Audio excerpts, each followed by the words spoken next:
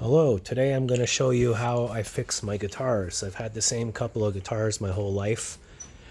This is probably one of the more new ones, the Overwater from 2001, I think. I got this one in 1996 in Dundee, Scotland, and that one in 2002 in Carlisle, England, from a custom makers of great bass guitars, overwaterbases.com, and they're just near the border of Scotland and England, Carlisle. But anyways, today I just want to get into show you, like, if I don't change my strings for a long time, what I do is I take the strings off, I wrap them up in a circle. You can only do this with bass strings, you can't do it with guitar strings. But there is a trick for guitar strings, and I do that later. Get a pot of water. This is my old camping pot.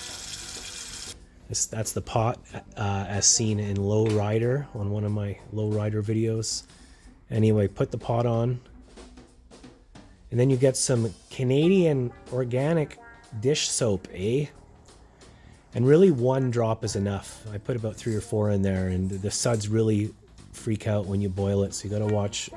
Always stay by the stove when you're doing this. Be careful. Don't worry. I'm a qualified limo driver, as Jim Carrey once said. Be careful when you're doing this. I used to do this when I gigged. I used to gig in Europe and Scotland and England and all over, and I would go into every kitchen or restaurant I could when I was gigging because I love the clean sound of strings. New strings. So I can't afford new strings all the time. They're a good 50 to 80 bucks a pack nowadays. So it's expensive. And you can't just keep boiling them forever, but you can boil them for a while. You just boil them for 2 or 3 minutes in soapy water, and then put them by the window to dry or on a heater or something. They evaporate, hot water evaporates quickly. So then I take the hot water from the pot and I clean my bass guitars because they get full of sweat and crud. And also this year I filed all my old frets. All the frets had shrunk, and the wood shrunk and the frets don't shrink, so I had frets sticking out. And I just look up how to do things, get all the tools out, and mess around. Soldering iron also you have to be careful with. I was working on the grounding because my Overwater isn't grounded properly, so I grounded it to the bridge, but it's still buzzing, so I think it's one of the pickup wires. Anywho, there's always 100 problems, so you try and stay on top of them. You get some, after you've cleaned them with warm water or a bit of soap, and just like you'd clean anything, then you get linseed oil. I find linseed oil works really, really well. And I put a good amount on the fretboard. I rub it in, and then I dab it, and then I leave it, and I let it soak in.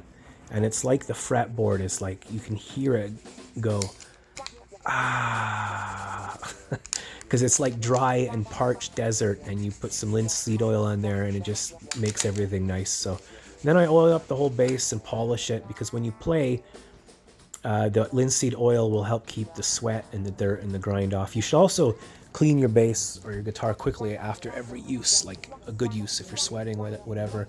I see a lot of guitar players have a little kit with them, and you can clean the strings with like a white vinegar. You can just rub the string, and it's really amazing what the difference it makes. Some people like the dirt. James Jamerson said the funk is in the dirt. So this year I got sick of doing my strings I used to do this every week when I was gigging musician. I'd do at least once a week, all my basses, take it apart, clean it. The guitar maker even told me, don't do that, it's too much tension and release on the instrument. But I did it, and it was an affordable way. Instead of buying strings, I could make one pack of strings last like 6 months rather than just throw them out. But this year I tried a different thing because my bass would stop buzzing, so I turned off all the high tone. I let my strings get dirty, and I just kept playing dirty. And I went there, and it's a fun sound, it's nice. But I find if you have clean strings, you can get way more dynamic range and tone. You can get longer notes, and then you could use your tone effects. I use my tone in real time all the time.